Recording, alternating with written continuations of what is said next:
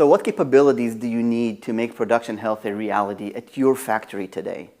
Let's dive deeper. Well, first, you need reliable data and sensing infrastructure that enables you to collect data everywhere and use it anywhere you need.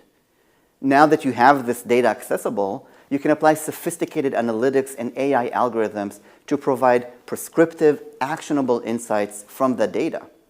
And of course, you need these insights to cover every machine and process on multiple parts of your production line. But we know that getting the best insights is not enough. If you don't have the right people taking action on these insights, we haven't achieved anything. So engagement with these insights is crucial. And you need access to the right knowledge and skills to make that happen. And finally, you need technology and service partners that seamlessly work together so you get the most value. We need to align the whole ecosystem to usher in this new era of AI.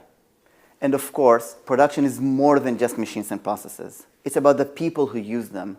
It's about the workers using AI who will make all of this possible.